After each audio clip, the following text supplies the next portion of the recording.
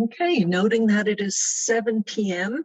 on September 21st, 2022, I will call or ask for a roll call of members present for the Board of Health meeting.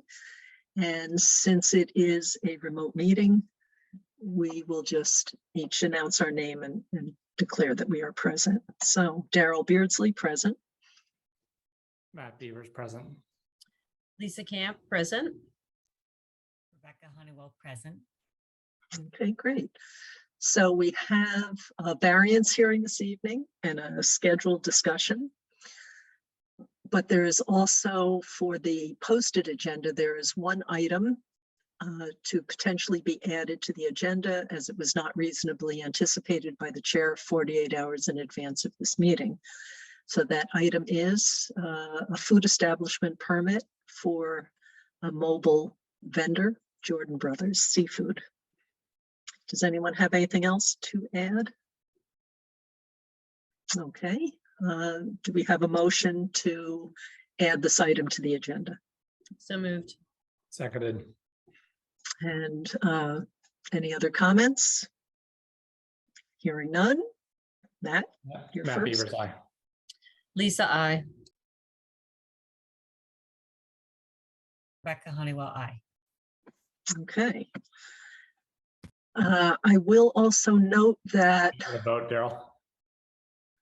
oh yes, Daryl Beardsley, aye, thank you. I was wondering about that, but I got used to being at the beginning again. I mean, I know that the entire Sherborn government will fail if you don't vote on that amendment. So I'm glad we got it in. Yeah, I don't want to abstain and sound disinterested in it. So we'll take care of a number of items, but regulatory review. I'm thinking, since Matt Vitale was not able to be here this evening,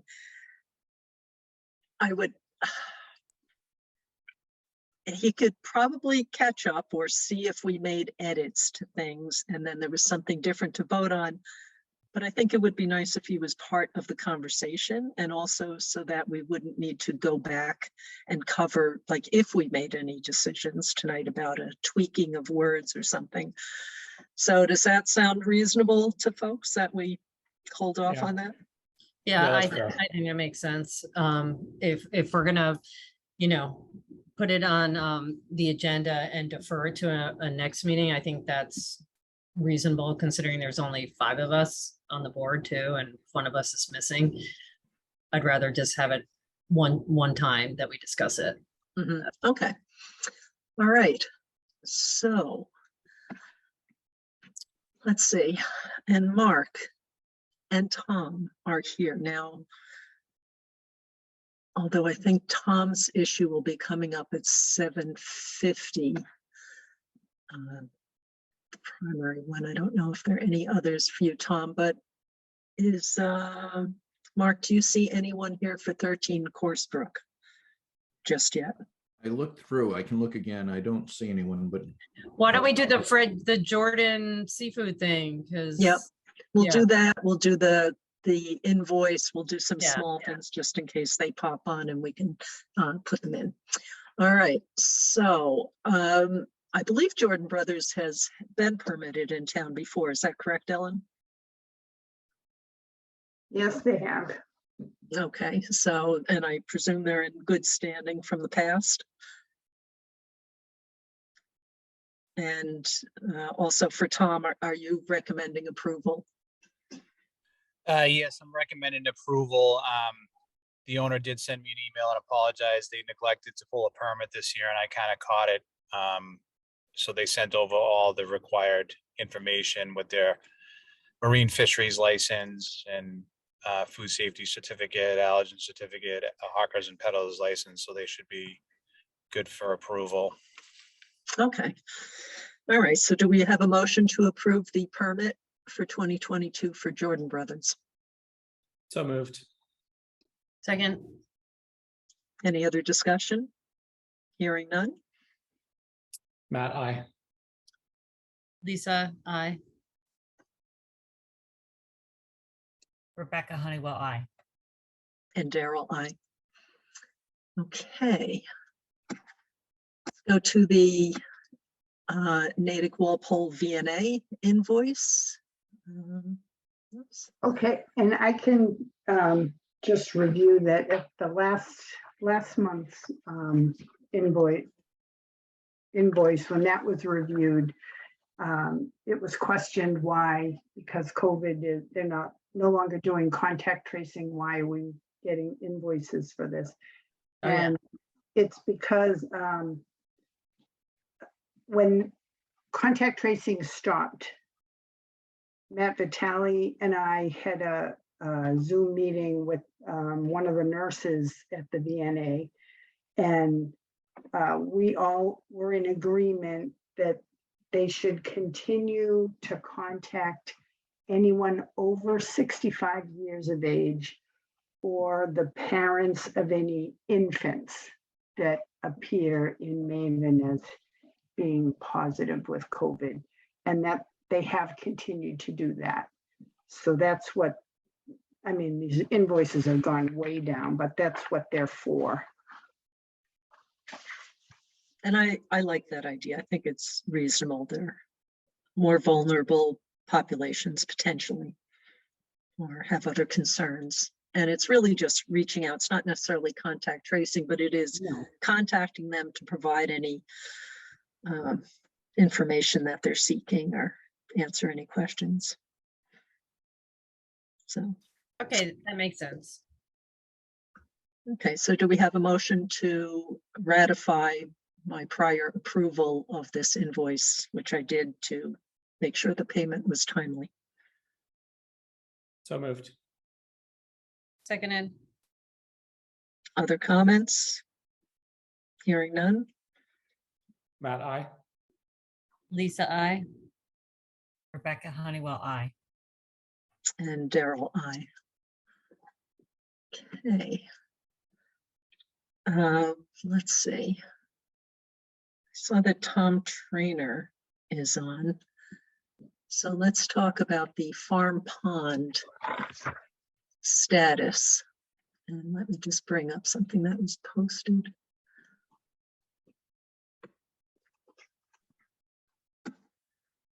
All right, so I don't know if everyone's aware, but we posted this at Farm Pond about a week ago. And it was in response to, on the day of the perimeter swim, the water was noted to be very green. A lot of material could be seen floating around, not on the surface necessarily, but throughout. I think these pictures, Tom, do you know, were these actually on that day? Like later, I think these were later in the day for the perimeter swim. Yeah, I believe these pictures were on that Saturday at the yacht club dock. Right, and that was, I think, more around noon time. The swim was started at 8:45 in the morning. So Mark and I spoke with someone from DPH on Monday, talking about what we had seen.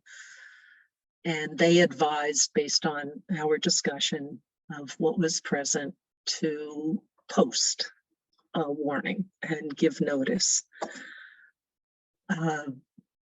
We are not, the Board of Health, though, is not obligated, or the town in general is not obligated to prevent people from going in the water. The main goal that DPH expressed is just that we give people information about the risks potentially associated with the water at this time.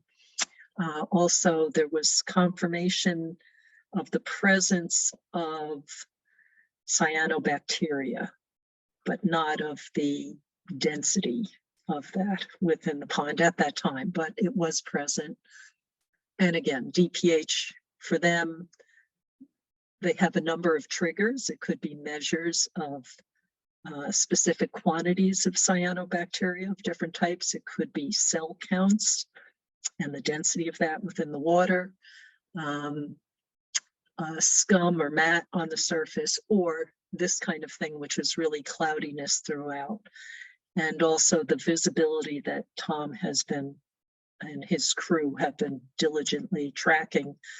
The visibility at that point was down to less than just under a meter. Was it, Tom, like 0.9? Yeah, that same day at the beach, it was 0.9 meters or 3 feet. Yeah, Right, and Pretty bad. yes, bad. I saw a swimmer ahead of me who had goggles on, and I know as someone who swims around the pond a lot, swim into one of the rafts that a homeowner had out there. I tried calling out to warn them, but they didn't hear me because of all the splashing going on, probably. So the visibility was clearly not good. I think this is good. I mean, we give the, I like this better than what we discussed last time, like threat versus warning. Just make it an advisory. It's simpler and it states the exposures of concern. And then it's really up to every person to, adhere. But we're not in a policing situation. And then Tom, would you like to give any little brief overview of what we're seeing? I'm happy to do that, but you certainly know it more in depth than I do. But can I share one slide? Oh yes, I'll stop sharing and then you can share. I think I can summarize and make a few comments on one slide. Can you see this guy? Yes. Yeah, it's a little busy, but I won't go too crazy. But so we take a look at the Secchi depth with that 8-inch disc when it disappears. And let me point you out to what I'm circling here is just the trend that we saw for that transparency measurement at the center of the lake this past season. And it fell off a cliff in late July, going to 4.3 and then August into 2.7. We rarely see those kind of numbers. 24-year trend here. It's rarely under 5 meters. And the last 2 weeks is just blowing all of our minds that in the center of the lake, it's approaching 3 feet. The water is so green and dense with phytoplankton that it's unheard of for this pond. And again, long-term trends. We look at minimum, medium, and max during a year. There's huge biological variability in any one year, but this year it's just fallen off a cliff. So we have a big problem in this pond, and the Farm Pond Advisory Committee is trying to work with a consultant right now and try to come up with some directions. But this, and one last thing, I actually have been trying to go out about every 2 or 3 days, and today at the beach it was 1 meters also, 3.3 feet.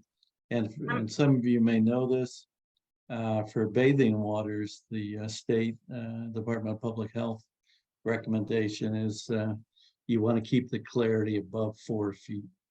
So how many measurements are you taking, Tom? Like, so I see there's like min, max, medium. Is this based on like, do you go to 20 locations? Like how many locations? No, real simple.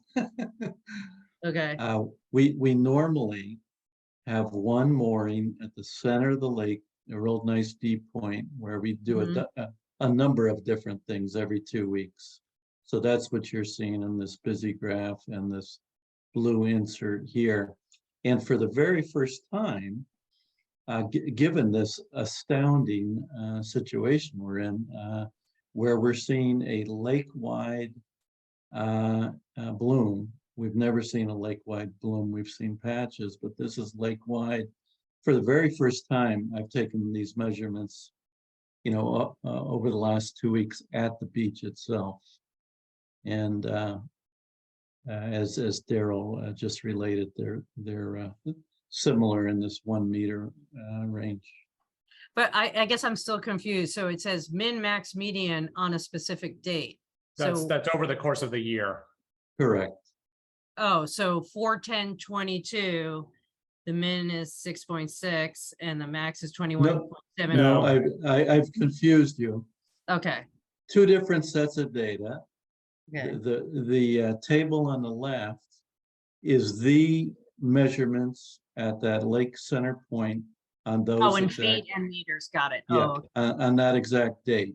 okay, And if you take the max, the year so far was 6.6, that's that point there. And the median, it was just under 4, and the min was this 1. okay. So at the beginning, when you start taking measurements in like April and then you Yeah. go till it freezes or a frost or something. Okay, Yeah. I We got go into November. now I get it. Okay, it was Yeah. confusing the way it was on the Yeah. chart. So this is a very indirect measurement of what you are probably worried about is cyanotoxins. This is measuring anything suspended in the water, anything biological or soil or sediment, but it's a green color.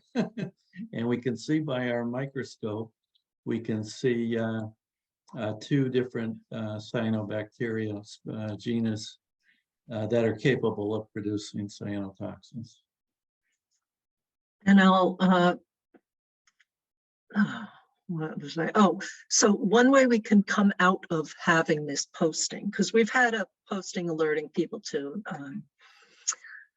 educate themselves on it and be aware to look out for it and then report it to somebody if they see it. But after speaking with Department of Public Health, if we see the water clear up, but we have to see it clear, which we haven't yet, which apparently is not typical of years gone by behavior, but we'll get to that in just a moment. They will come out. We just have to let them know when we think it's ready for testing to see whether we can remove this particular caution sign. And they will take 2 tests on 2 different days. They need them to be, I believe, a week apart. And they will run the tests for the criteria that they have set for swimmability. And they will do that at their expense. The state has hired someone, but they don't do it until it's visually clear. They won't just keep coming and testing, partly because we are far from the only lake that's experiencing this. It's across the Northeast. It's across the North in general. And I can see lots of states are having mapping on their state websites that identify all the lakes that are experiencing these kinds of blooms. And it's a complicated interaction between temperature, stratification of the lake, anoxic conditions, and nutrient loading, and how that gets released in amount of sunlight that then promotes algae growth. So it's a very complicated thing. It's really shot up amazingly since even 2020. And it's not clear exactly what the path forward is and what we could do about it. So it's a rather gloomy situation the more I read about it. And Matt, is your hand up, I'm guessing? No? Okay. No. Could I just ask, Yeah. Tom, could you email me that slide? Because since it was presented, I have to have it for the record. Thanks. Sorry, I was muted. I said yes. Okay, does anyone have any other questions about this? Of course, there's a lot of concern because this Sunday is the Dover Sherborn Triathlon. And it's still not looking very good down there. So I don't know what their plans are. Again, I was just gonna ask that, like, is there a plan B? Or like make it a biathlon, like only 2 events? I mean, I don't know. People would love us to just say that everything's fine. But we really, as Board of Health, I don't know that we can say that because people have, all, as indicated here, people have all different sensitivities to this and also different risk tolerances. So again, this is following from DPH guidance of what signs should say. I did add a very little bit to it. I added the bottom. This.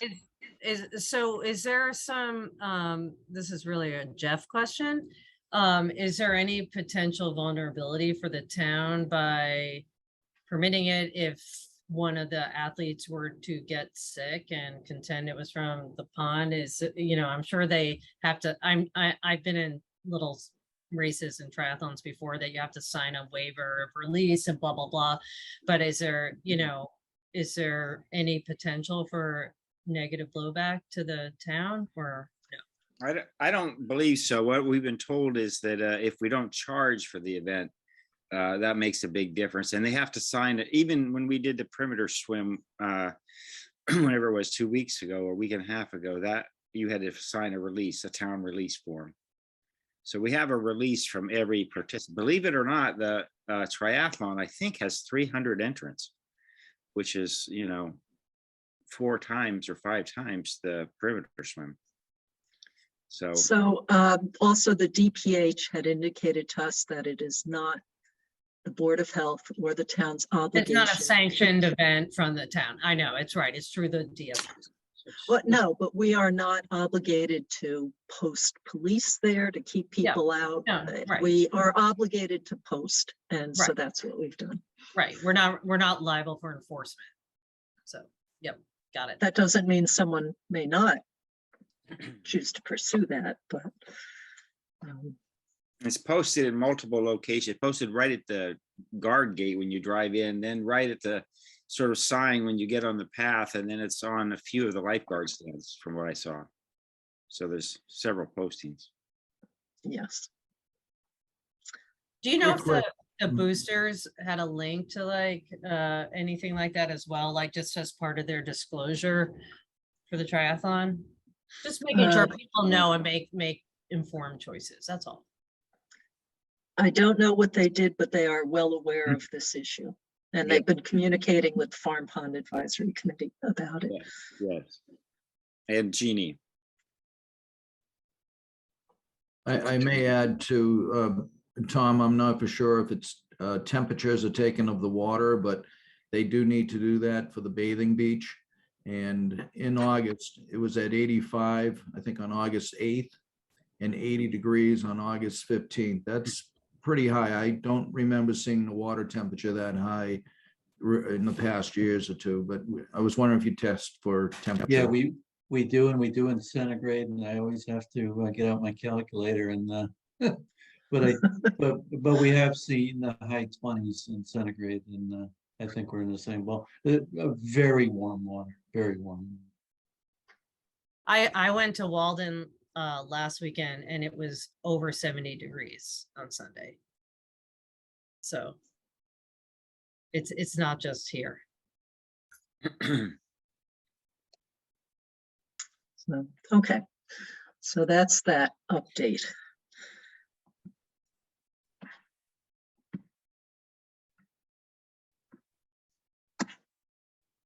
All right, I noticed that somebody joined. Is that anyone that Mark is here for one of the agent issues? I do see engineers from DGT, which they're here for 33 Wildwood.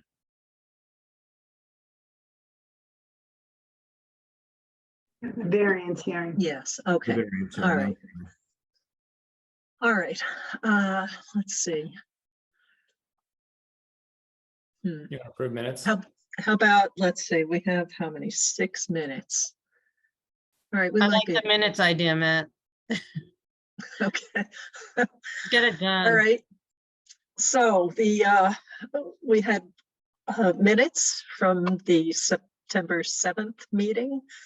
I know I submitted a few minor items. Anybody else or? I think Ellen did an amazing job because there was a lot of back and forth in that one. So Yes. Yeah, I didn't have anything to change really. I'm good. I didn't have anything major. Okay, so do we have a motion to approve the minutes as amended? So moved. Oop. Second. Seconded.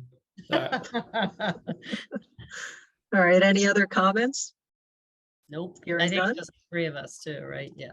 Just Rebecca wasn't there. Okay. All Got right. it. Matt, aye. Lisa, I.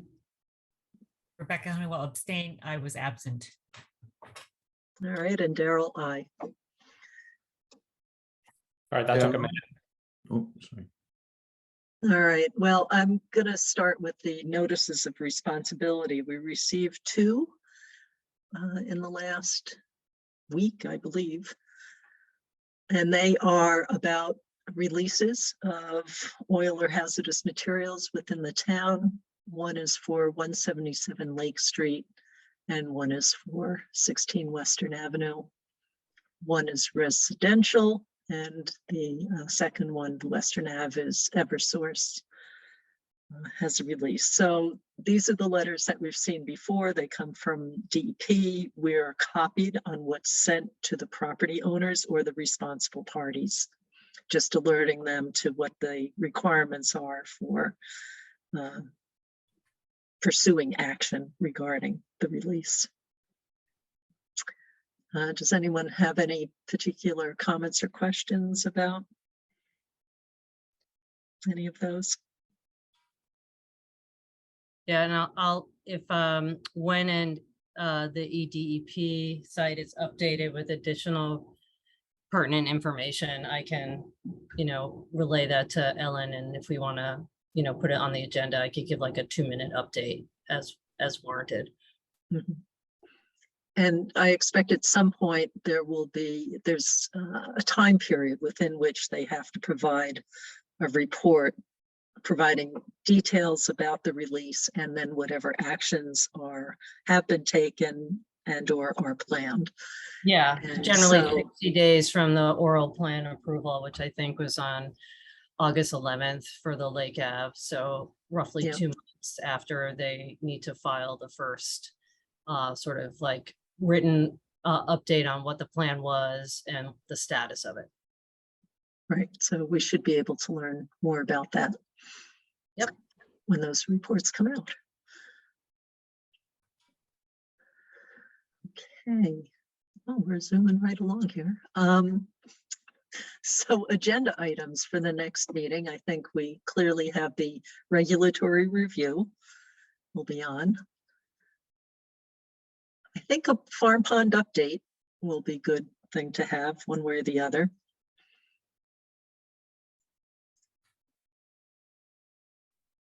Can anyone think of anything else that should be on for the next agenda? Well, we punted the regulatory discussion, so are we gonna carry that forward to that agenda? Yes. At the next meeting, there is one variance hearing. It's Brian Moore, 49 Farm Road. And then also Jim Starbird of RCAP Solutions will be presenting the results of his private well program. What? I'm not sure what Yeah. that is. Yeah. The testing they did for, I think, 40 wells in town. Oh, the PFAS testing? Wait, or this, I don't think it was PFAS, but I might be wrong. I don't maybe know. Tom, you can, I can, if the chair will recognize me, I can speak Yes, to this. please. Go ahead.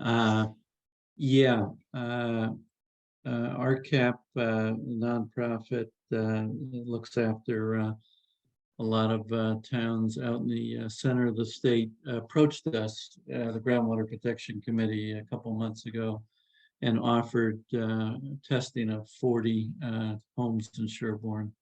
So we jumped at it, and they're going to report on their the results anonymously for the 40 homes. I sense a little bit of background material to Daryl and Matt, and you might take a look at that. They did, just so you know, kind of a teaser. They did this last year for 4 or 5 towns in Western Mass, and I think 30% of the wells had contaminants, over the MCL levels, most principally coliform, but it's interesting. It'll be interesting to see what these 40 homes show. Yeah, great data. What was I gonna say? Did you realize it's Yom Kippur though, our next meeting? Daryl, Nellen, I don't know. No, I did Yeah. not. So putting that out there. Okay, so that might reduce attendance. Okay. All right, well, noting that it's 7:30, we do have a variance hearing scheduled. And have we received all of the green cards, Ellen? Yes, we have. Okay. Actually, a couple are being returned to the engineers, and when they're aware that when they get it, they'll bring the last 2 in to me. Okay, good. But we have the confirmation of status Yep. from the post office, I'm assuming. we do. All right. Yeah. Okay, so Mark, you mentioned that the engineer is present. And I'm happy to present the plans unless somebody else has something that they would like to show. I believe, they were planning to present, but that's why they're here at the meeting. Bert, were you planning to, or was Fred planning to? I think Fred is the one that he was the project engineer with Joe Lasano. He's got a lot more of the technical expertise on this particular plan. Joe happens to be on his honeymoon, so he couldn't join us tonight. So. Okay, so this is where I go in. Yes, you may. Let me just ask one question. Are there any abutters to this property here this evening? Okay, hearing none. So we'll, the way we'll do this though is you as engineer can present the information about why we are, or why the variances are being requested, and then the board may have questions. The agent may have questions, and then if anyone who is listening in has any questions, certainly raise your hand and we can address that too. Okay. All right. So I'm Fred Schobel. I was the engineer who did the soil testing out at the site with Mark, who witnessed it, and worked on the design with Joe Lasano, who approved the plans. So this is a replacement septic system for a failed system. We did the testing in the area and found that the groundwater, based on soil morphology and modeling, was around approximately 3 feet below grade, so pretty shallow groundwater. And based on that, we went with an IA technology that would allow for a reduction of groundwater. And we initially discussed that with Mark as well, leading into the project. And so based on that, we went with an Elgen geotextile sand filter modules, and that are to be installed in a trench configuration. And per the approval letters from Title V, that is to be installed 2 feet above the groundwater table, so a 2 foot reduction. And per that, that requires a waiver from Title V, which is requested, and also from the Sherborn Board of Health regulations, the 5 foot the regulation that requires a 5 foot separation of groundwater. We have two, Fred. The one that you have first is 8.01. You'll Yep. see them on the bottom of the plan, and then the second is 8.02. One is that it's less than 5 feet to the estimated seasonal high groundwater. The other one is that there was groundwater within the first 5 feet of soil that we were testing in. Yep, correct. So that was the waiver and the 2 variances based on the shallow groundwater and the design of the system as approved by Title V and their design manual.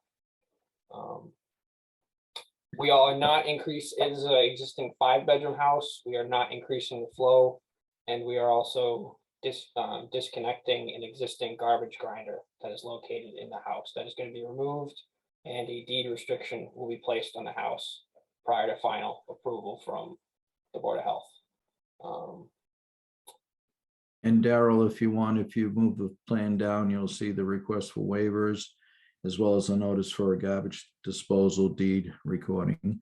They're in the dead center to the very base of the plan there, but I think you have a letter. On the plan, this is a revised plan. And by the way, good job, Fred, on the revisions. Thank you for the letter as well. That helps tremendously when I review a revised plan. But in the letter, it does ask for a waiver from the septic tank to the foundation. And I explained to Fred that the septic tank is what we look at to the foundation, not the length of the pipe. So that waiver is going to be basically not requested. But these are the two waivers from the Board of Health and the one local upgrade approval from the state that you see there. Okay. So as I look at this property, and Mark, maybe you could comment too on, given the setbacks from some wells, there's some wells over here, that would prohibit going down here, but this also looks down gradient, so I assume it doesn't help with separation from groundwater. Was there anything viable in this direction? There wasn't, Daryl. If you look at the very top, that's where the well is right now. Yeah, okay. So, all right, so really not too many options here. Once you carve out the setback from this and from these wells. So it's going back in right where the old septic was, it looks like, right? Yes, I think they prefer to go a little bit up from there. This is going uphill now to the septic tank. If you look to the left, you'll see some 3D poles there. But what Fred and I told them after long, lengthy perks that feel free to explore. So they found the better soils, perked around an 8 and a 7 minute per inch rate down at this base. Unfortunately, the groundwater is higher, but and Fred, you can go into detail if you'd like, but the deep holes in the upper area were not conducive for a septic system. Yeah, that and the physical standing groundwater in that area was significantly higher and much closer to the soil modeling profile. That was, I believe, partially due to the existing septic system, which is located on that half of the site. However, in the other 3 test pits that Mark noted, the standing groundwater was much lower in the holes, so we were able to successfully run the percolation tests, and the groundwater was lower, so it just made a better sense to put it there. That is correct. So they didn't have to take the soil sample to a lab to have a percolation test determination. So this was the better way to move forward. Okay. And in the end, will it be 2-foot separation or 3? Currently 2 feet. Okay. All right, let me bring up, does anyone have any other questions about the plan before we move on to the variances? Seems logical.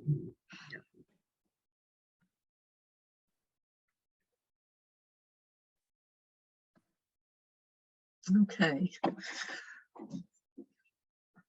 All right, so we'll move right through these, and certainly if questions come up as we go along, we'll go over them. Do we have a motion to grant a variance to section 8.01? So moved. Second. Any other discussion? Hearing none? Matt Beavers, aye. Lisa, I. Rebecca Honeywell, aye. And Daryl, aye. And do we have a motion to grant a variance to section 8.02? So moved. Seconded. Any other discussion? Hearing none? Matt, aye. Lisa, I. Rebecca Honeywell, aye. And Daryl, aye. And I believe the applicant has noted through Fred that they're going to withdraw the next waiver because it's not required. Yes, okay, good. All right, and now we have waivers from the Title V. And that would be for 310 CMR 15.405 1H. And would anyone like to make a motion for that variance? So moved. Seconded. Any other discussion? Hearing none? Matt Beavers, aye. Lisa, I. Rebecca Honeywell, I. And Daryl, aye. So I will close the hearing. And are the plans ready for approval, Mark? Yes, they are conditional to 2 deed recordings, one for the garbage grinder that's not being designed, and the second one would be for the innovative alternative technology, that being the Elgin A42 units that are being utilized. Okay, so do we have a motion to approve the plan subject to receipt of the 2 deed recordings just noted? So moved. Seconded. Any other discussion? Hearing none? Matt, aye. Lisa, I. Rebecca Honeywell, I. And Daryl, aye. So do you have any other questions about the plans, or Ellen will be sending out deed recording language for you? But anything else? Okay. Thank you. If anything comes up, certainly reach out to Mark. Thank All you. right, You're thank gonna, you very much. did you approve the plan? Conditional Yes. to the 2 deed Okay. recordings. I missed it. Sorry, I missed Oh, but it. I don't know if there was a vote, Ellen. That's a good point. Yeah, I don't remember a vote. Didn't we vote? I thought I I made the remember motion and we voted. I thought we just did that, no? Okay, Yes. that, I'm I sorry. didn't hear, yeah, maybe you did. Right, man? Am I crazy? Yeah, no, I thought I made the motion and Lisa seconded and then we voted. Yeah, Yeah. I'm pretty sure we did that. Excellent. Thank you, folks. All right. Thank you. Thank Take you. care. All right. So I know that Jonathan's here. I don't think we have any other items. Daryl, I have one under my business that could be any time, but I have not yet seen the owner of the Oh, property. yes, yes. up I thought there here, was something so- else. Hopefully he'll show up to be part of the discussion. Okay. Ellen, do you know if they were aware that this might take place at any Well- point during the meeting? Yeah, they were very well aware. Okay. You know, as opposed to waiting until sometime after 7:50. But, and I would prefer should we wait until 7:50? It is posted. Wouldn't want people to feel that they missed out. Does anyone have thoughts on that? Proceed or wait? Daryl, I suggest, I think important to wait, as you said, other people may want to be here. Tom Curran, food inspector, is with us, but again, 7:50 is not too far away. Right. Related to 13 Coursebrook, there is correspondence, different emails. back and Actually, if forth. you go over that so that the board will be familiar, so if they do come, at least the board will be up to date on everything that's taken place recently.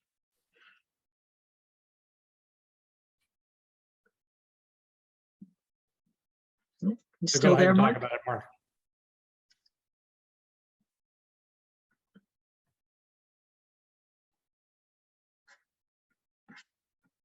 Did Mark drop off? Daryl, I'll be right with you. I'm going to go a different route here. I'm going to Okay. go to the microphone on. Yeah, that way the microphone's off from being muted. So there's been correspondence back and forth between myself, the owner of the property. Well, not the owner's listed as gentleman I've been working with, his wife, Veronica Balkan. But I've been dealing with Nathan Berkowitz, who is also living at the house and I believe is the husband of Veronica. He's been doing most of the review with me. And I also spoke with the DEP, Claire Golden, our DEP representative for septic systems. And we had another situation like this too, where that situation was on Brook Street and they recommended the same thing on Brook Street as they are for this. The homeowner sent an email recently saying that he feels that he'll deal with DEP. It's not our jurisdiction, but may I make it very clear that DEP wants it to be our jurisdiction. It's a DEP regulation, but they are referring most of their regulations to us for enforcement. And so I think that's what we need to speak to the owner about. The Title V that was done showed that the septic system is in groundwater. It also showed a failure. So due to the type of leaching unit they have there, they have a unit that is basically a pit that was made out of cinder blocks, it appears to be, and it's in failure. So DEP feels very strongly, as they presented to me, that this should be repaired. If it's past the 2 years, which it is, that it should be repaired within 2 to 3 months of that time period. That Title V expiration was, I believe, in July, but I may be getting that mixed up with the date of the plan. It could have been June. That was 2 years ago. June. Thank you, June. Ellen. June of 2 years ago, and the septic plan was approved last July. So the septic plan's good for 2 years. So there's still another year almost for that.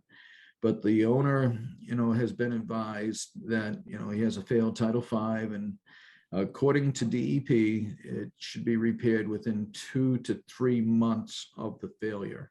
And you'll see 6/5/20. So that would bring us up to September 5th, 2022. Obviously, he's looking for more time according to the way he presented it to me. But as the state said, there really isn't much room now for more time. And this was brought up to his attention last year, actually, when I was reviewing the yard and the conditions out there. So, I'm hoping he'll show, but if he doesn't, I think the next step would be I reconsult with DEP, Claire Golden, and see what she recommends. I think it's going to have to be in the form of an order, and I'd rather work with this person and make sure this person works with us. But if it doesn't come down to that, then we may need to look at other enforcement opportunities. I mean, isn't Claire saying that it is in our hands already, Mark, that we have an obligation to enforce the timelines? That is. I'm not sure why we're going back to her. I mean, I think, didn't she pretty much? Yeah, no, it would just be to see next, if the owner doesn't show, then I think we don't need to go back to her, but maybe she could advise the order and how it should be presented to the owner. That's the only reason I was going back, but I can I've set up many of enforcement letters before. It's just, I'm hoping they'll work with us so we don't have to go that route. But if we do, then if he doesn't comply to that, it could end up in court. Yeah.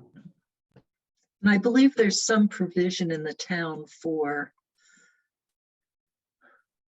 implementing some sort of penalty or lien on a property or something, but I can't recall, because normally our goal has been not to penalize people, just to get to compliance and help people to get to compliance. So we might also need to check on where that stands. I don't know if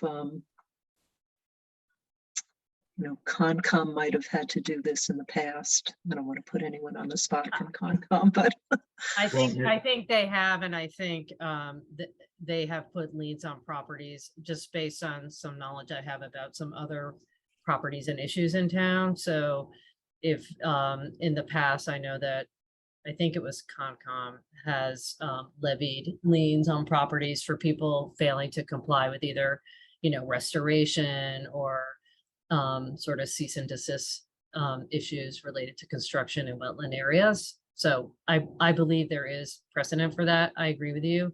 We all want a good outcome. That's our first priority. taking the right. Lisa, I'm losing you. I don't know if others are. Oh, Yes, me too. Yeah, oh, you sorry. broke up a little bit.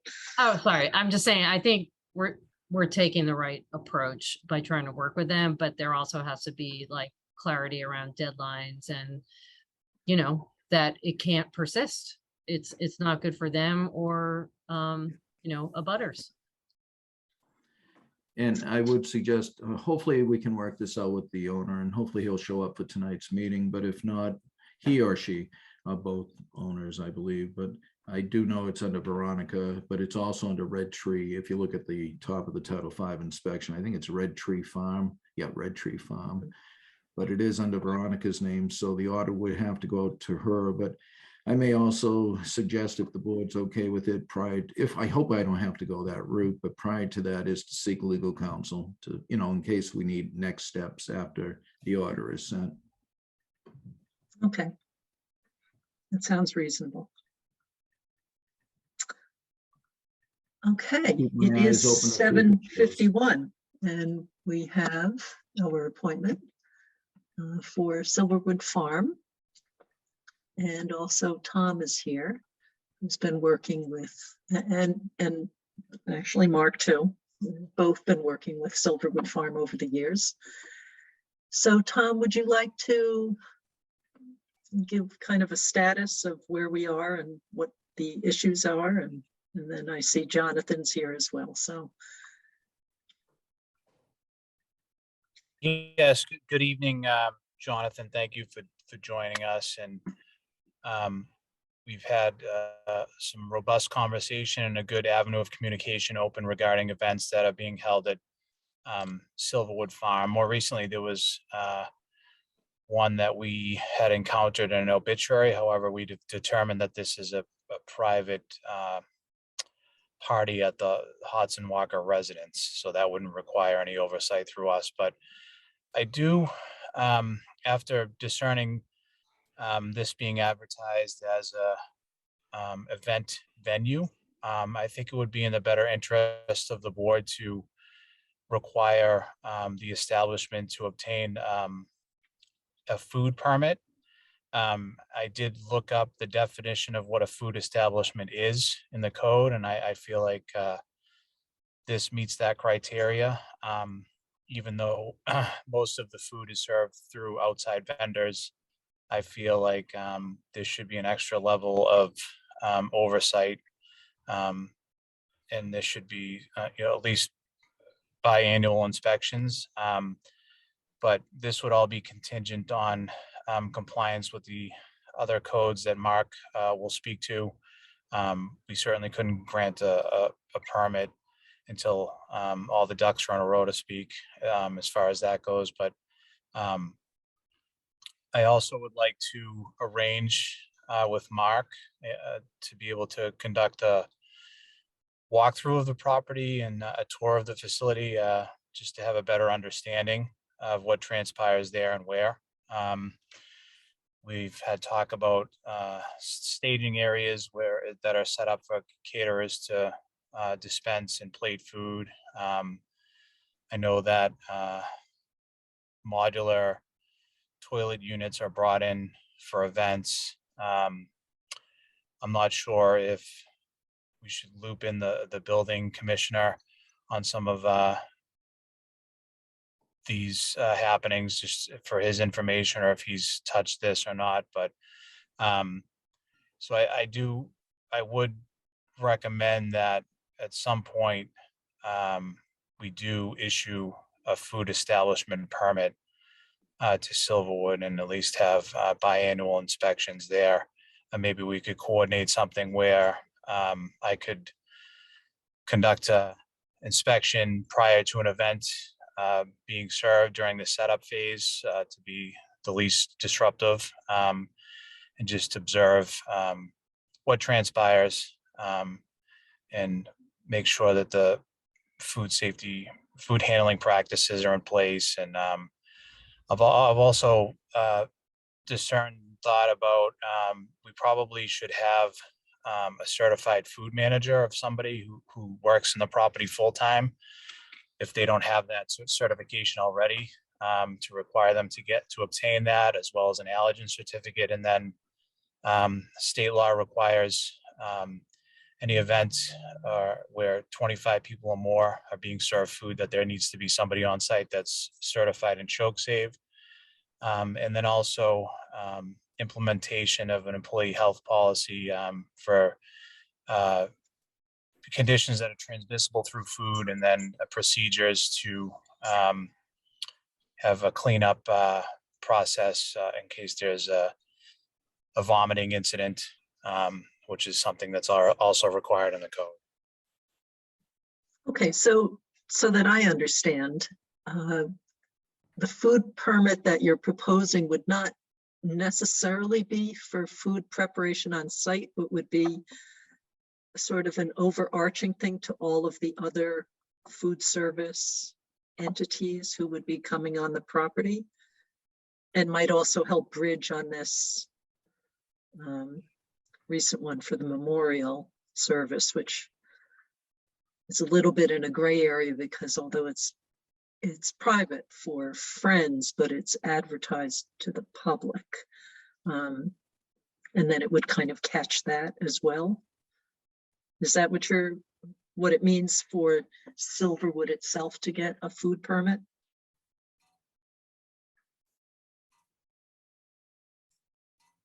And that's a question to you, Tom.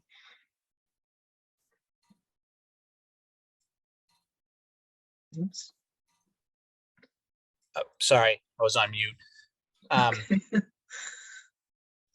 Yeah, so it's the goal is to try to differentiate between what is private parties at a residence, which we obviously have no jurisdiction over. However, we do have the property positioning itself as an event venue where food is being served. So when it comes to that context, I feel like it's in the better interest of Silverwood and the board to require a permit there.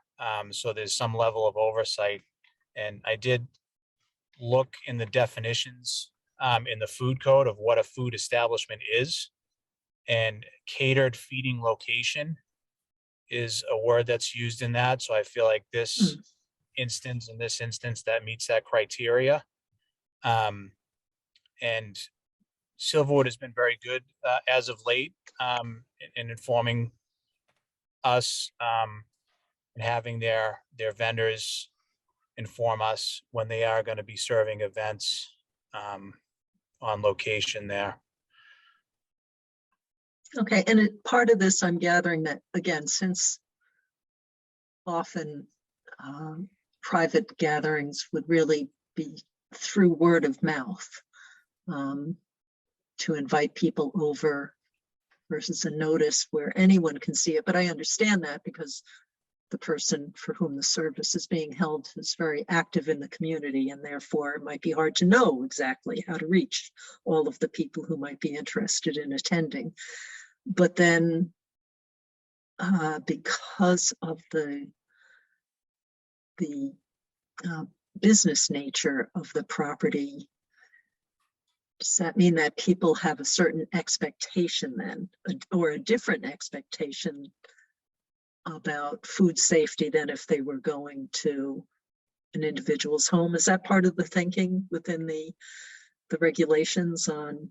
Yes, and I believe there's permits? also another, you're correct on that. And I believe there is also another part in the code, and I can look up specifically where, when an event is being hosted that is publicized, it's not regulated by the Board of Health. They're required to post signage stating as such that this is a private event and it's not regulated or permitted by the Board of Health. Probably more so to protect the property owner in case, God forbid, there was some sort of a unfortunate illness or something associated. We would assist in any investigation as always, but yeah, it's a unique scenario where we have a place of residence, but we also have a place of business coinciding with that, and a venue being advertised for functions. So I think I guess isn't the key issue though, if it's a commercial entity? So if people are paying to host a venue at the barn farm area, which is not actually their private residence, it's on their property, but it's a distinct, building and structure. That isn't that really the difference. Like, so I can like host as many things as I want at my house if I'm not charging for it, correct? Correct, correct. Right, so I think it's really more that it's a commercial, it's a commercial venture that people are paying. And so if they're paying for the venue, it sounds to me like you're saying that there's an expectation of knowledge, oversight, and safety. Uh, 100%, Part yeah. of that. Well, not in this case. The specific issue of the memorial. I'm not talking about the memorial, Daryl. Tom is making a more general comment, right? Yeah, we're talking about both. The memorial I'm not happens to talking about fall the in the memorial. gray area, and then this permit for Silverwood in general, it sounds to me like we'll just offer protection and a catch-all for anything that might go on there, is how I'm interpreting it. If I can just interject, in respect to the use of the property, because it's a farm, I believe the zoning officer, which is also our building commissioner, provides us with exemptions and so forth based on the properties. So I know, Lisa, you noted if your property was used for events, I think it would still be a zoning requirement to make sure it wasn't, it doesn't matter if you pay or not. It matters if your property is set up to be a commercial property or a farm, because we're dealing with another property in town. So I just want to clear that a little bit so people don't open. I know it can Yeah, but happen. commercial means you're getting, there's money being transferred. So if I was Correct. just a benevolent person hosting parties at my house for people who didn't have, adequate space, but not charging them and was part of that, then that's outside the purview of Believe it or this. not, it wouldn't matter. You'd still need a food permit and you'd have to go through the zoning officer. Wait. Let If me I explain. just chose to have someone's. If you were if I having, just say, have a party- weddings say you were having weddings or parties and you were advertising that it wasn't family, but and you weren't charging. The cost doesn't matter if you charge or not.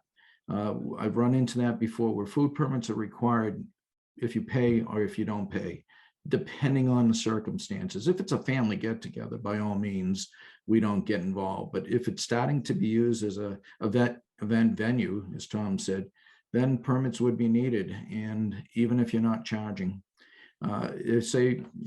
someone could do that. Say, I got a beautiful property, I want to start having weddings here. It would have to go through us. Yeah, but very few people would do that for No, I free. know. I wouldn't hold weddings and not have people pay either. I'm just trying to say, the cost doesn't get involved with if a permit's needed or not. It would be helpful, Tom, if you have something that sort of helps clarify sort of when that bridges into needing a permit. Like I'm just not obviously as familiar with the code as you are about, okay, so what are the criteria that or part of the definitions that you saw that would trigger the need for a food establishment permit for the farm? Just because I think it is helpful for us going forward too, for other properties, like, okay, where's that line? That would be really helpful, I think. Sure, I can forward those sections of the code over to the board. I am more interested in the venue space as opposed to parties that might occur at a private residence. If it's a private party, I feel like at a minimum, the venue itself should be licensed because it's being advertised as a business to host catered events at. So I feel like that meets the criteria of a food establishment, and that would require oversight and licensure by this board.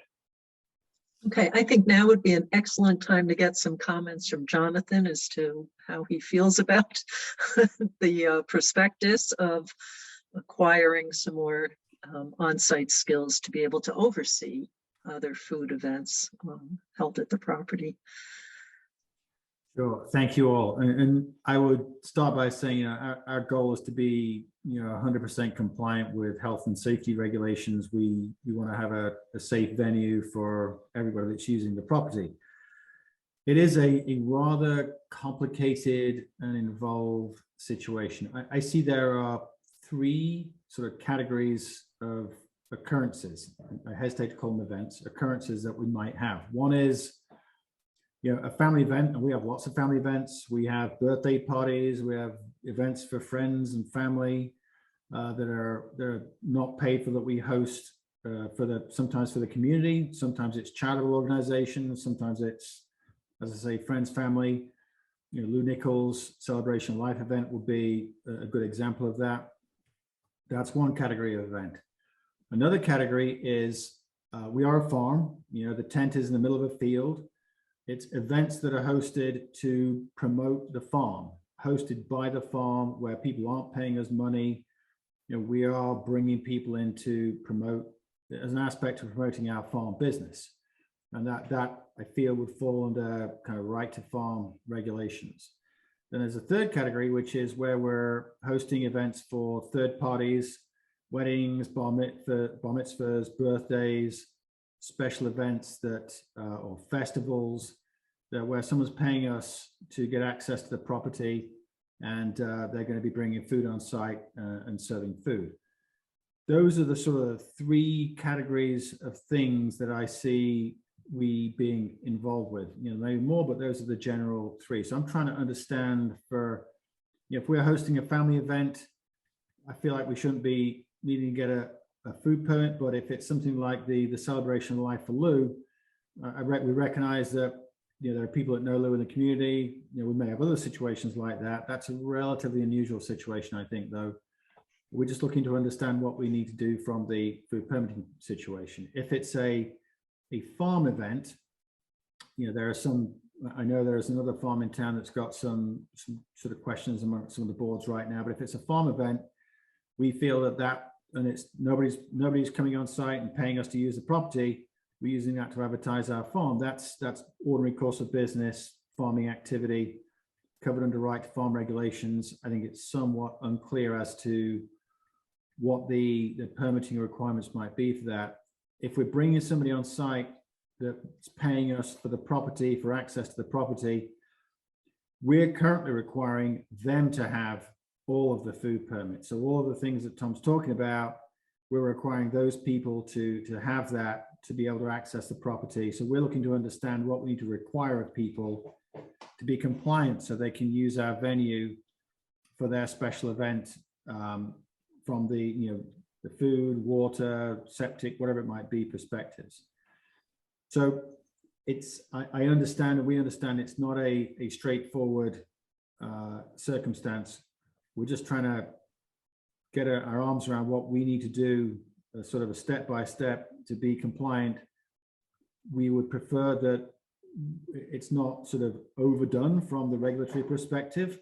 But at the same time, we're looking to be as responsive as possible to whatever requirements there may be from certainly the Board of Health and other boards in town as well.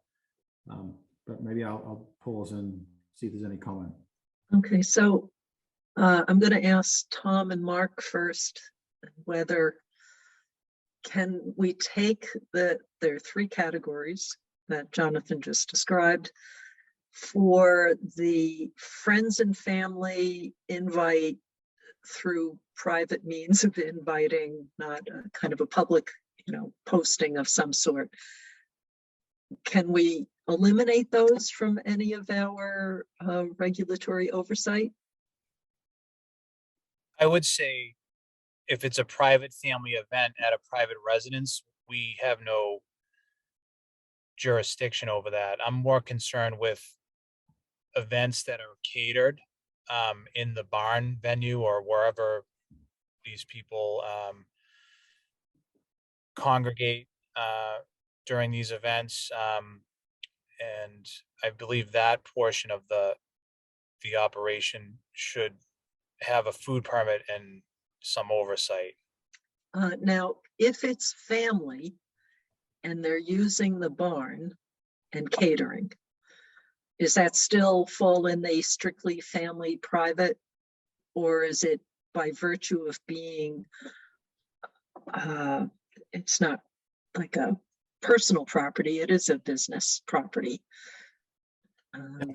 Does that make it trip over or not? Or can we just take, I'm just trying to figure out if all family events, no matter where on their property, around their house or at their barn, are those all exempt from our If it's a catered, jurisdiction? if it's a catered event, the caterer is obliged to give a 72-hour notice. Okay. In Sherborn, we would prefer a 30-day notice prior to any event being catered, and for them to provide a copy of their food permit and certified food protection manager certificate and a menu of the food being served. And that's all I would require in a private event. And if they did a potluck of family and friends at the barn, would that be strictly their, they would be independent on that from us?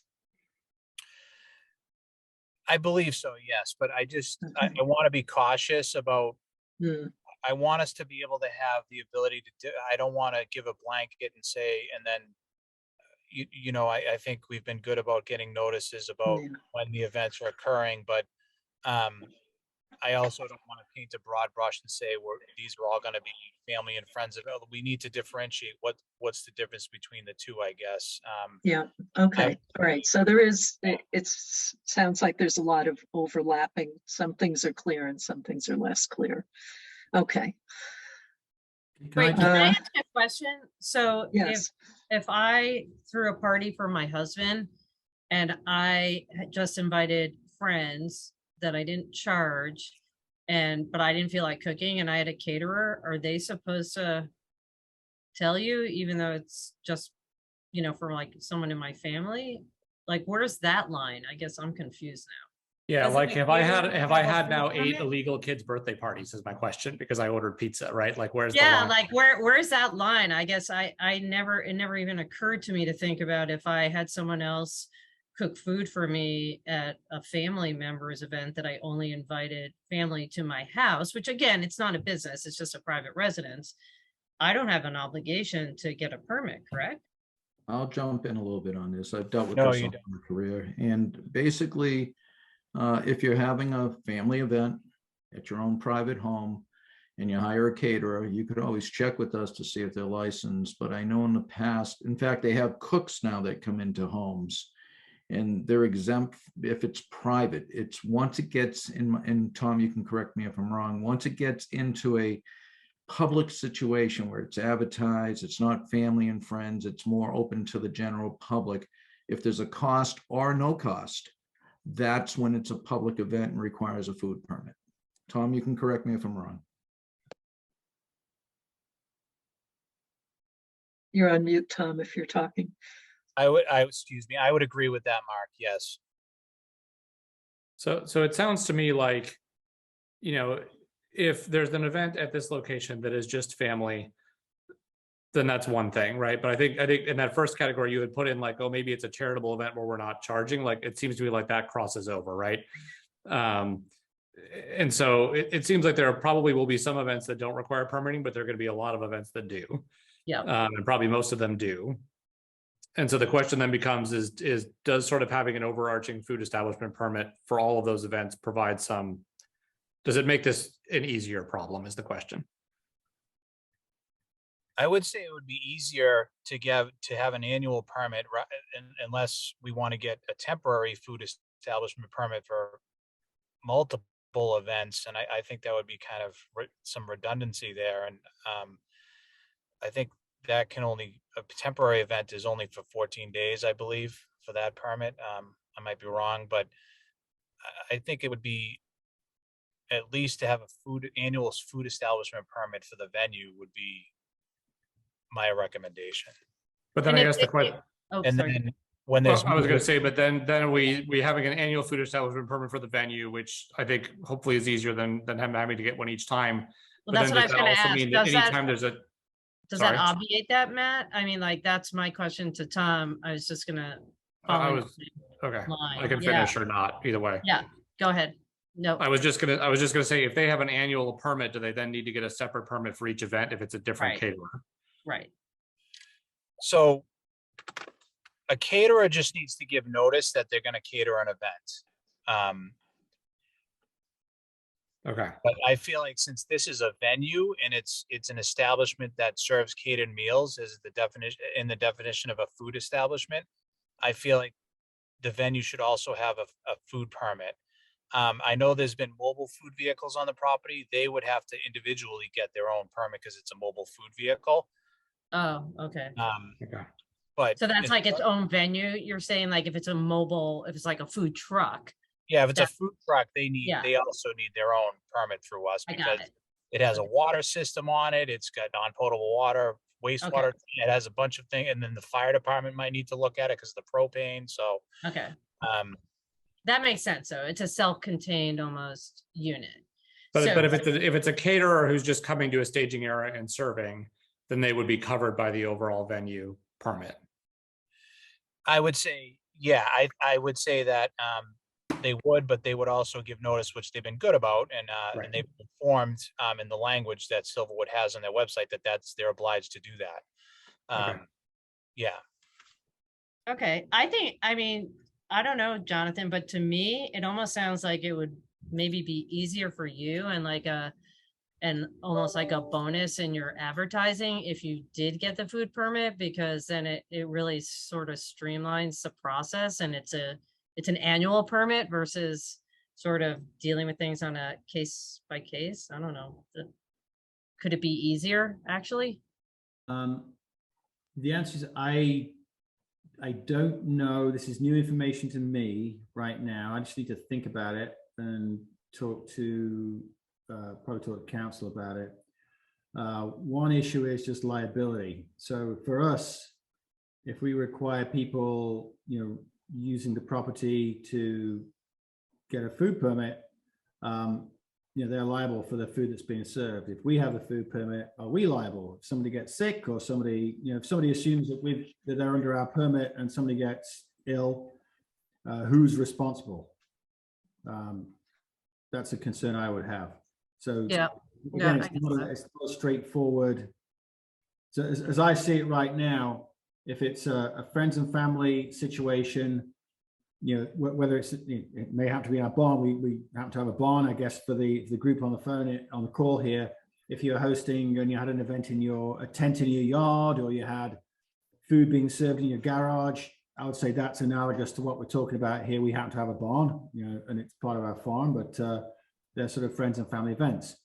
We have had situations where people have asked us personally, who are friends of ours, if they could have a wedding at our barn, and we've allowed them to do that. We're not charged for it, but it's been, a friend of the family. Those are very, very few. I think there's one or two situations in 10 years, but those have cropped up. We've got the Lou Nichols event, which is sort of in that category as well. But generally, friends and family events, or our kids have a party, and it's not a third party. The other situation is the farm type events where we would just want to be sure that if we're hosting a farm event and it's for the benefit of the farm, it's not a third party paying us, that we're not being subjected to any regulations that would be outside of the right to farm regulations. Now that may stray into the Board of Health regulations. I don't know. I looked at the Board of Health regulations. There is not one single mention of the word farm in the entire Sherborn Board of Health regulations. So I don't know what the circumstance is there. If we're renting out the property to somebody else, and they're bringing their caterers on site, I think we would prefer that they're responsible for getting the food permit. So the people serving the food are being supervised by the Board of Health, not by us, not under some permit of ours. Frankly, I'm a little concerned that if they feel like they've got a blanket permit, maybe they feel like they've got more latitude to do whatever they want to do. I prefer that they're closely followed by the Board of Health in that circumstance for a lot of reasons: legal, practical, safety, lots of different circumstances. So I would love to say yes, a blanket coverage would be great, in some ways that works, but I think in other ways, it could be problematic to us, and it could be problematic as well, just from the overall practical perspective. But I've not had a chance to think about it. So what happens, let's just play this out a scenario, and I totally get everything you're saying. What happens if someone had an anaphylactic reaction to something? Okay, like, so the caterer didn't necessarily do anything wrong. You know, the food was prepared correctly, it was in adherence, but there's no one trained in how to respond to that, and maybe no, EpiPen available because they were under the impression that there was going to be nothing, or maybe it's their first time having a reaction. Wouldn't it be good? I mean, to be realistic, if you were hosting the event and someone paid to host the event there, and someone, got really sick or died from some kind of like emergency thing that nobody was prepared to respond to, you'd probably be sued anyway. So I guess I'm just sort of wondering, like, wouldn't it be in the best interest for you and, the people who are paying you or entering into a contract with you for hosted events to know that there are sort of some safety mechanisms in place, and at least someone there at all times who could help handle those kind of emergency situations? Yeah, so without getting into, and I'm not a lawyer, but in that circumstance, let's say we didn't have the overarching food permit. The responsible person would be the people that are renting the property. They will be responsible for the food that's served and for their management of their guests at the event. And we would say you should sue them. If we have a food permit, then we shoulder some responsibility. If we haven't complied with everything we're supposed to do under the food permit, there's lots of regulations there. If we're not got the right person on site and not been trained properly, we open ourselves up to litigation and liability because we may not have done something we're supposed to do. So while it may seem like a blanket coverage and a benefit, it actually might not necessarily be a blanket coverage and a benefit. Right. But I think what Tom's point, and I see Tom pulled this up, so thank you, Tom, is that by just the mere prospect of hosting these kind of events and getting paid to host them as a venue where food is being served, you might already have that obligation. But I'm not going to speak for Tom. But Tom, why don't you sort of take us through the key things that you think are germane? Right. And Tom, just before you start, Jonathan, you mentioned you don't see farm, in our regulations or what have you. That's because we're following state regulations. So all of this, and Tom does this for the city of Boston. So he's very deeply involved in food inspections and all of the regulations and their application. Not as many farms in Boston, but in any case. So that's what we're working off of. And okay, so Tom, you can address some things, and I'm saying that there could be a split in direction that maybe it goes back to, right now I'm thinking we at least need some more coverage for some of these other events, because although they are personal, family-like activities, they are taking place at a commercial establishment. And therefore, if there's not an overarching food permit, there might have to be individual food permits of some nature. But all right, I'm turning it over to you again, Tom. You're absolutely right. And there needs to be some sort of oversight. Just by the nature of it being a catered feeding location, you're actually obligated, from what I'm reading in the code, to get a permit. And then these farm events that you mentioned, is there food being served at those too? Frankly, we haven't had many yet, but actually there's one coming up, and we are applying for a food permit for that event. There's a farm to table dinner next month. If it's not been applied for, it should have been applied for already. That through Laura Robbins.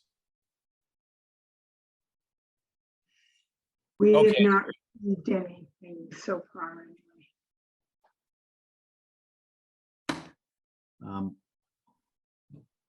So my sense is that, I think it's a good idea to get we would frankly appreciate the input from the Board of Health on the on the venue, any advice you can give us, pointers you can give us. We're not, both Lisa and myself are not event hosts. Traditionally, we certainly host a lot of parties with kids and our family, but we're not putting on professional events like this. We're learning as we go along. We recognize we need a staging area for food. We do not allow food prep on site unless it's through a licensed food truck or something like that. Or I guess another question I have is if someone's grilling chicken on site, for example, how does that need to be handled? There's not a lot of different circumstances, but there are a few that are going to crop up time and time again. We'd just like to understand, how do we deal with it? How do we comply from the health and safety perspective? And we want to make sure that the Board of Health is 100% on board and aware of what we're doing. And we've got all the benefit of your knowledge and know-how around the regulations so we can be compliant. So if you're suggesting this is the way to move forward, great. And we've got to deal with the practicalities of, okay, which is the person that knows about anaphylactic shocks or allergies. We've got to find a way of having that person be on site, charge people for that person's availability, and find a way to be commercially compliant with those regulations. But as a first step, we just need to understand the sort of step-by-step points we need to click through to be compliant. And that I think is what we've been groping around for to date, that we really don't have a good feeling for. Okay, I'll have to say that for me, I found the further description about the variety of activities that go on at the farm very helpful, because I thought it was simpler that people rent the venue, they bring in a food truck and there you are.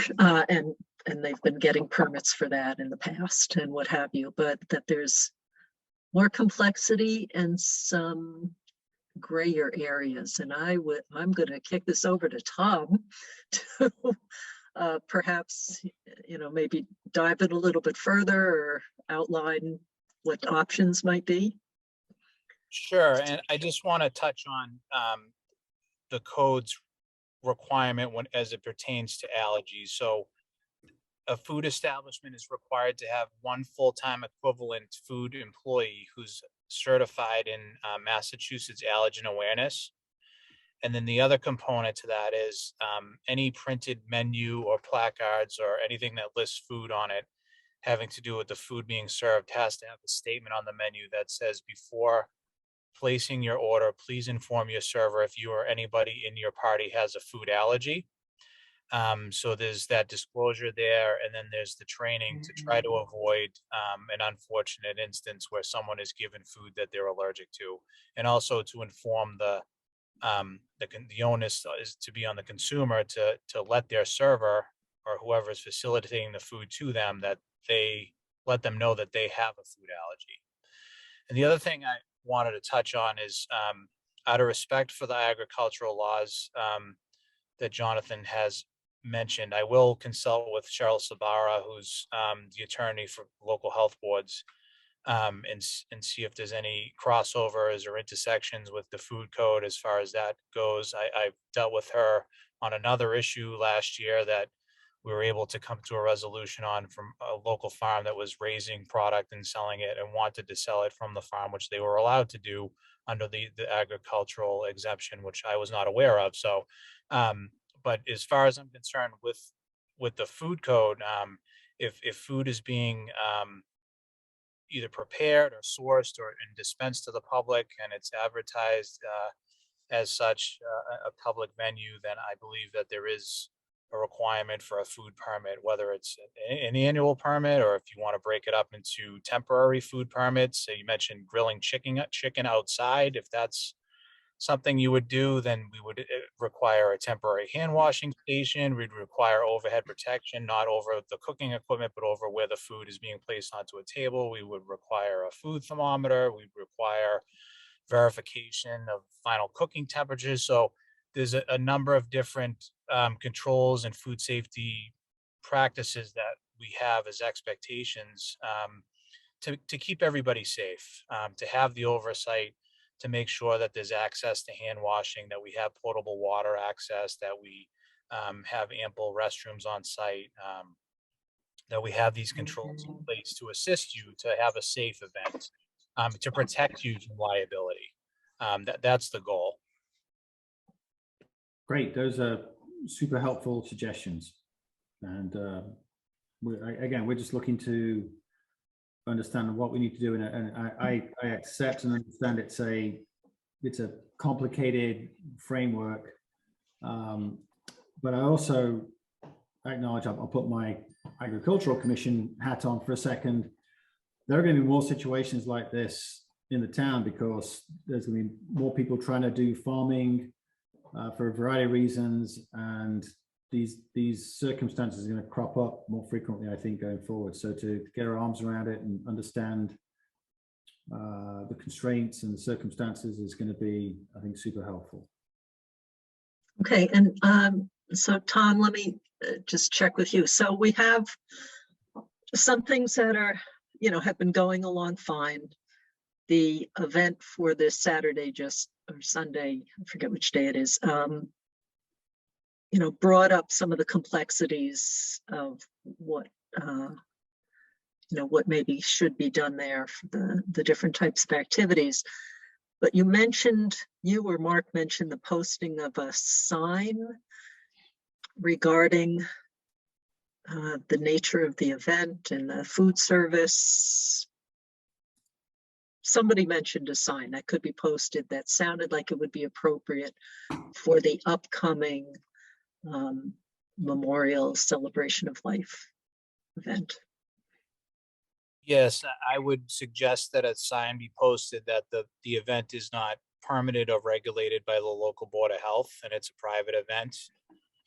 Okay. Just to galvanize you against any potential liability. Okay, so that in the short term,